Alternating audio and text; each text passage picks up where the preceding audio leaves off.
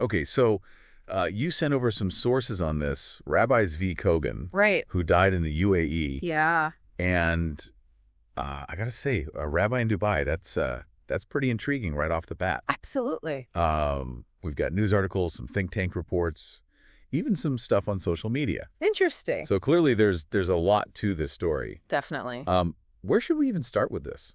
Well, I think what makes this so fascinating is that it's not just some local crime story, you know? Right. This is all happening against the backdrop of all these geopolitical tensions that are already pretty high right now. I mean, we're talking about a potential act of terrorism and the Abraham Accords. Wow. And there's even a connection back to the Mumbai attacks in 2008.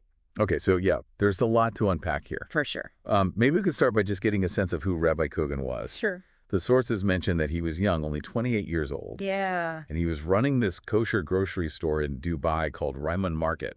Yeah, and it's important to note that he wasn't just any rabbi. He was also like an emissary of the Shabbat Lubavitch movement. Now, for our listeners who maybe aren't familiar with this movement, can you give us a little bit of background? Yeah, so Shabbat is this Hasidic Jewish movement, and they're really known for their outreach and their community centers all around the world. Mm-hmm. And they frequently send out these emissaries, you know, like Rabbi Kogan, to kind of establish a Jewish presence in new places. So it sounds like he wasn't just running a store, he was actually sort of building a community, too. Exactly. Which is, that sounds like a pretty demanding role. It is. And the sources also mentioned his wife, Rivki, that she's American, and the niece of Rabbi Gavriel Holtzberg. Oh, wow. Who was actually killed in the Mumbai attacks. Yes, that's right. So that adds another layer to this whole thing. Yeah, it's a tragic connection that adds another layer of complexity to the story, for sure. Yeah, Can we talk about the timeline of his disappearance and death? Yeah. What happened and when? So Rabbi Kogan went missing on Thursday, November 21st. Okay. And initially, the UAE's response was very muted.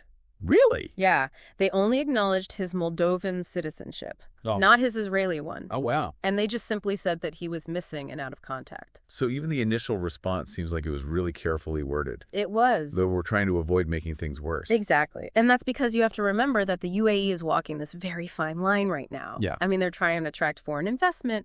They want to position themselves as a global player. And the Abraham Accords are a big part of that. Right. So if they openly acknowledge a potential attack on an Israeli citizen, it could really damage their relationships with other Arab neighbors. Oh, of course. And it could also deter Jewish residents and investors. That makes sense. It's a real test of their commitment to these Abraham Accords. Okay. So then on Sunday, November 24th. That's when his body was found. Wow. So that must have really just sent shockwaves through the region. Absolutely. What happened next? Well, Israel immediately declared it a heinous anti-Semitic terror incident. Wow.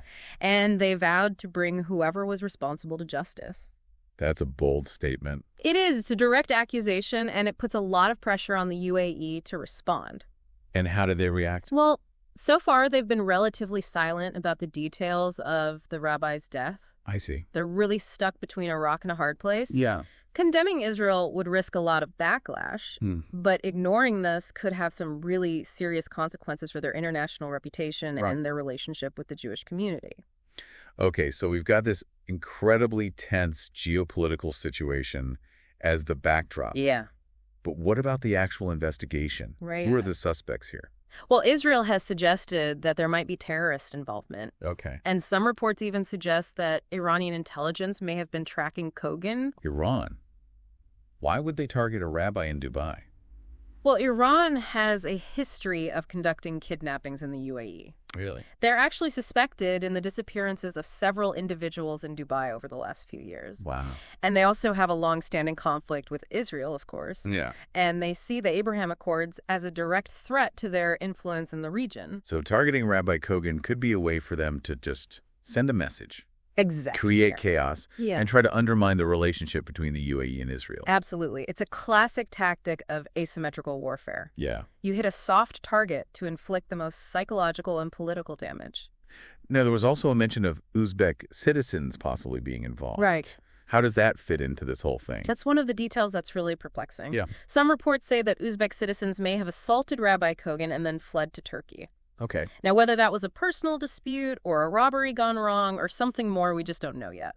It feels like we need more information before we can really understand that part of the story. We do. There was one more detail that really stood out to me, though, and that was the online protests targeting his store, his kosher store. Yeah, Ryman Market really became this focal point for a lot of anger online as tensions were escalating in the region. Okay.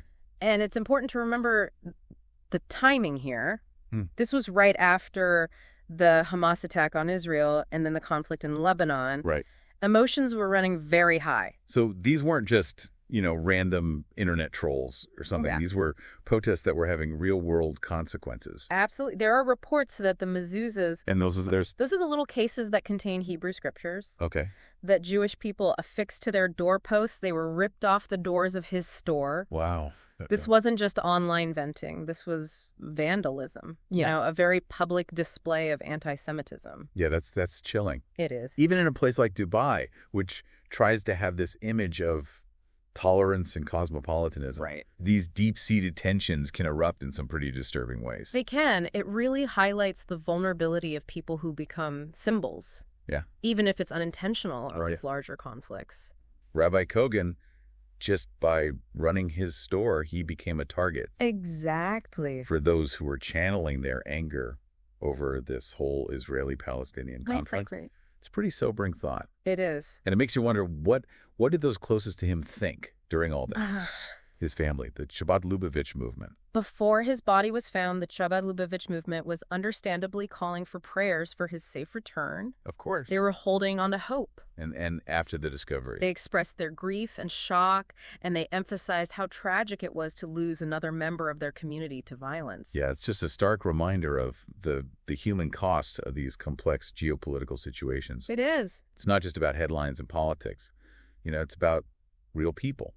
Whose lives are changed forever by violence and hatred. And it raises even more questions about the future. Yes. What does this mean for the Jewish community in the UAE? Right. What does this mean for the peace that the Abraham Accords were trying to create? These are important questions. Yeah, it feels like this event could be a real turning point. It could go either way.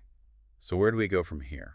What other parts of this story should we be looking at? Well, one of the most pressing questions is how this event might impact those Abraham Accords. Right. Those were signed in 2020. That's right. And they were seen as this huge breakthrough in normalizing relations between Israel and the UAE. A historic moment. Yeah, I remember thinking, wow, could this actually be a sign of lasting peace in the region? Yeah. But now I don't know. It's the question everyone's asking. Yeah. The Accords were already facing some challenges, especially with all the recent violence in Gaza and Lebanon. This just adds fuel to the fire. Yeah, it really intensifies the scrutiny and the criticism coming from inside the UAE and from the rest of the Arab world. It does. It feels like everyone's watching the UAE waiting to see what they'll do next. Everyone is.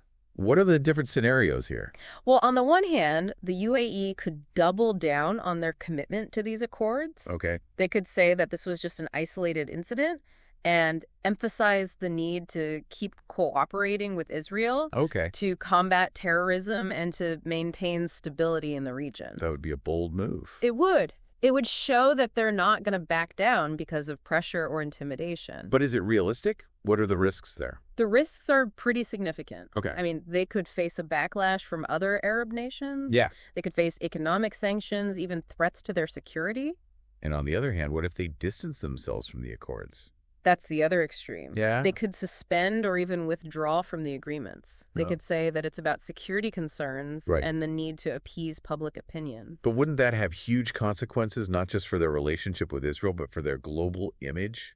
It would signal a retreat from their goal of being a major power in the region and globally. Yeah. And it could also deter foreign investment and damage the reputation as this safe and tolerant place. So it's a tough situation. It is. It's a classic dilemma with no easy answers. Damned if you do, damned if you don't. Exactly. And it's not just about politics either. Right. We can't forget about the people who were directly impacted by this. We can't? Rabbi Kogan's family, the Jewish community in the UAE. Yes. They're all dealing with this loss and this uncertainty about what it means for their future. They are. The Jewish community in the UAE is relatively small, but it's growing. Okay. They've been able to practice their faith openly. Yeah.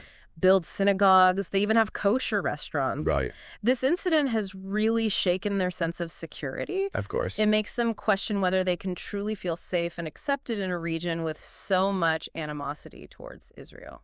It's heartbreaking to think that their dreams of building a life in a new land could be shattered by this. It is, and it raises a broader question. Which is, can true coexistence be achieved in a region where the Israeli-Palestinian conflict continues to cast such a long shadow? that's a big question, one that's been debated for decades. It has.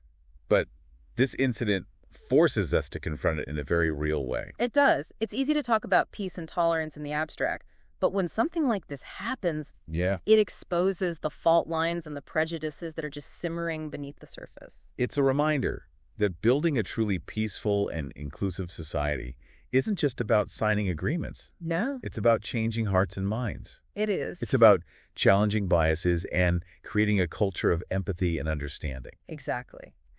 And that's a long and difficult process, one that requires sustained effort from everybody. It requires leaders who are willing to take risks for peace and individuals who are willing to challenge the status quo. Absolutely. It almost feels like we're at a crossroads. I think we are. This incident could either push people to really confront these difficult issues, or it could further entrench these divisions and lead to even more violence and instability. It's a crucial moment, and the choices that are made in the next few weeks and months will have far-reaching consequences. So the UAE's response is going to be watched very closely, as will Israel's actions. And the international community has a role to play, too. Okay. Supporting efforts to de-escalate tensions and promote dialogue. It's a lot to process, honestly. It's a little overwhelming. It is. What can we as individuals who are following this story, what can we do? That's a great question. I mean, besides just feeling sad or outraged?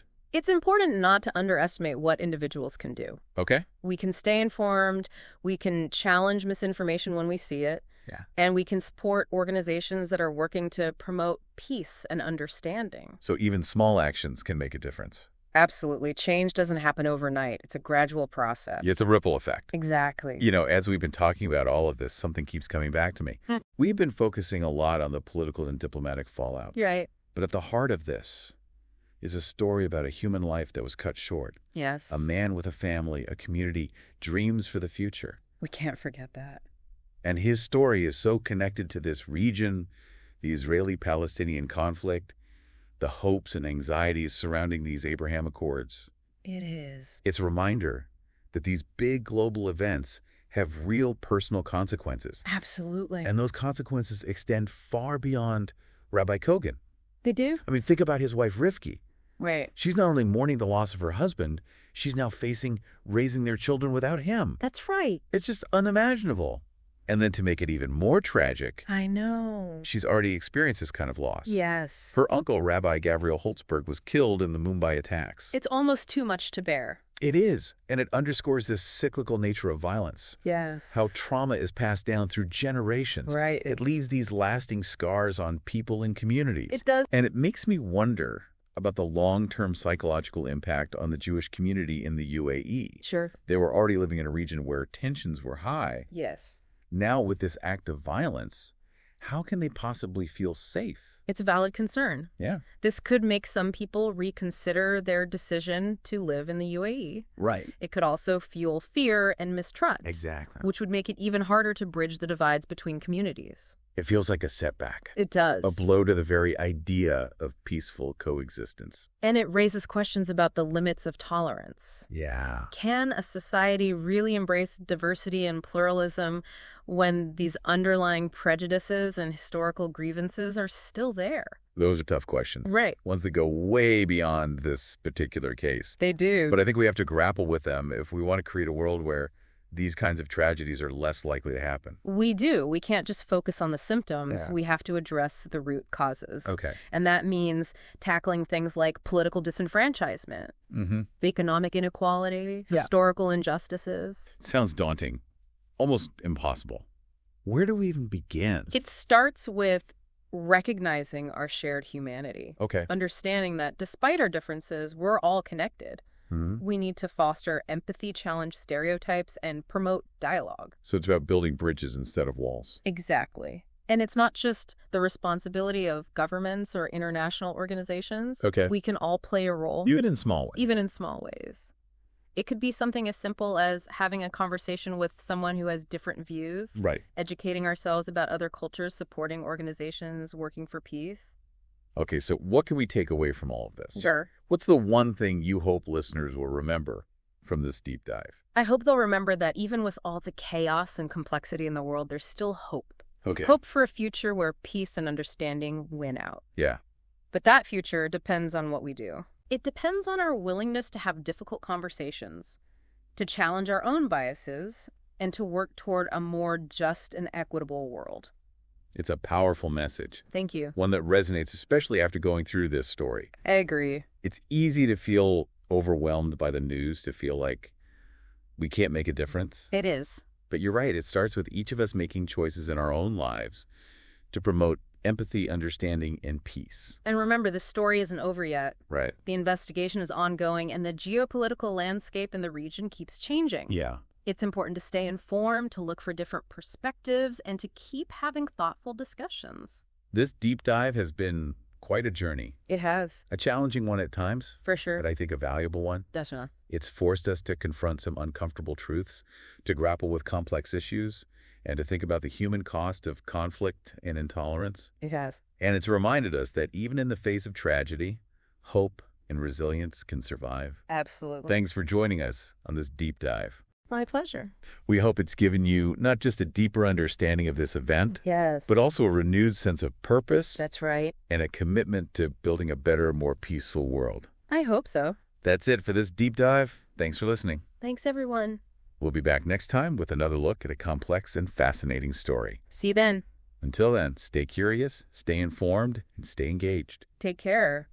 Well, one of the biggest questions is how this is all going to affect the Abraham Accords. Right? Those were signed back in 2020. Yeah, they were a really big deal. They were. It was this major breakthrough for normalizing relations between Israel and the UAE. Huge. And I remember thinking at the time, like, wow, could this actually be a sign of lasting peace? You know? But now I'm not so sure. Well, that's the million-dollar question, isn't it? It is. The Accords were already facing some pushback, especially with all that violence in Gaza and Lebanon. Right. This incident just kind of throws gasoline on the fire. Yeah, it really does. It makes the scrutiny and the criticism from within the UAE and from the broader Arab world even more intense. It's like the whole world is watching the UAE now, waiting to see what they're going to do. It is. What are their options here? I mean... Right. What are the different scenarios we could see play out? Well, on one hand, they could really dig in and reaffirm their commitment to the Accords. Okay. They could say that this was a tragic but isolated incident and emphasize that they need to keep working with Israel to fight terrorism and, maintain stability. I mean, that would definitely send a strong message. It would. It would show that they're not going to be intimidated. Right, but is it realistic, though? Yeah, I mean, what are the risks if they do that? Oh, the risks are significant. Okay. There could be backlash from other Arab countries, maybe Yeah. economic sanctions, even threats to their own security. Right, because Iran has already shown that they're willing to use these covert operations within the UAE. Exactly. So what about the other side of that coin? What if they decide to distance themselves from the Accords? That's the other extreme, isn't it? Yeah. They could suspend the agreements or even withdraw from them completely. And what would they say if they did that? They could cite security concerns Okay. or the need to, keep the peace domestically. But wouldn't that just completely wreck their reputation? It would. It would signal a retreat from their ambitions to be a real power player on the world stage. Right. And it could scare away foreign investors. Absolutely. And damage that image they've cultivated as this safe and tolerant place. Exactly. It's a real catch-22. It is damned if you do, damned if you don't. Right. And it's not just about the politics either. Right. Of course, we can't forget about the human side of all of this. We can't. Rabbi Kogan's family, the whole Jewish community in the UAE, they're all grappling with this loss They are. and all this uncertainty about what it means for their future. The Jewish community in the UAE is still relatively small. Okay. But it is growing. And up until now, they've been able to practice their faith openly. Right. They've built synagogues. They have kosher restaurants. They were really starting to build a life there. They were. And this incident has really shaken their sense of security. Yeah, it makes you wonder if they can really ever feel truly safe and accepted Right. in a region with this much hostility towards Israel? That's a tough question. It is, and it's just heartbreaking to think that their dreams of building a life in this new land could be shattered by this one act of violence. It's a tragedy, and it raises an even bigger question. Okay. Can true coexistence really exist in a place where the Israeli-Palestinian conflict casts such a long shadow? I mean, that's a question that's been asked for decades. It has. But this event really forces us to think about it in a very real and immediate way. Absolutely. You know, it's one thing to talk about peace and tolerance in theory. Right. But then something like this happens and it reveals those cracks. Yeah. The prejudices that are simmering just below the surface. It shows us that creating a truly peaceful and inclusive society, it's not just about signing agreements. It's about changing people's hearts and minds. It's about challenging our own biases and creating a culture of empathy and understanding. Which is much harder to do. It is. It's a long and difficult process. It is. It requires leaders who are willing to take risks for peace. It does. And everyday people who are willing to challenge the status quo. Exactly. It feels like we're at a crossroads. It does. This incident could be a catalyst for positive change. Yeah. It could push people to finally address these issues. But it could also go the other way. It could make those divisions even worse and lead to more violence and instability. So what happens next is really crucial. It is. The decisions that are made in the coming weeks and months are going to have a ripple effect. So everyone will be watching the UAE very closely. They will. And they'll be watching what Israel does in a response. And the international community has a role to play, too. They can support efforts to de-escalate tensions and encourage dialogue. This is a lot to process, honestly. It's kind of overwhelming. It is. It's a complex situation. So what can we do as individuals? That's a great question. I mean, besides just feeling sad or angry? It's important to remember that we're not powerless. Okay. We can stay informed. We can challenge misinformation and hate speech when we see it. Right. And we can support organizations that are working to promote peace and understanding. So even small actions can have an impact. Absolutely. Remember, change doesn't happen overnight. Yeah. It's a gradual process. It's like a ripple effect. Right. You know, as we've been going through all of this, something's been on my mind. Okay. We've talked a lot about the political fallout and the diplomacy. Right. But this is really a story about a human life, a man with a family, a community hopes for the future. Yeah, it's easy to get lost in all the geopolitical stuff. It is. And his story is so tied to this region, the Israeli-Palestinian conflict, all the hopes and anxieties around the Abraham Accords. It just reminds us that these big global events have very real consequences for people. Definitely. And those consequences go way beyond Rabbi Kogan himself. They do. I mean, think about his wife, Rivki. Right. She's not only mourning the loss of her husband, but now she has to raise their children alone. That's right. It's unimaginable. And then to make things even more tragic, I know. she's already been through this kind of loss before. Yeah. Her uncle, Rabbi Gabriel Holtzberg, was killed in the Mumbai attacks. It's almost too much to comprehend. It is. And it really highlights that violence often begets more violence. It does. That trauma can be passed down through generations. Right. And it leaves scars on people and community. It does. And it makes me think about the long-term impact on the Jewish community in the UAE. Yeah. They were already living in a place with a lot of tension. Mm-hmm. And now after this, how can they possibly feel safe? It's a real concern. This could make some people rethink living in the UAE. Yeah. And it could also fuel fear and distrust, making it even harder to build bridges between communities. It feels like a major step backward. It does. Like it undermines the whole idea of peaceful coexistence. And it raises questions about how far tolerance can really go. Right. Can a society truly embrace diversity when there are these underlying prejudices and unresolved grievances? Those are really tough questions. They are. And they go way beyond just this one case. They do.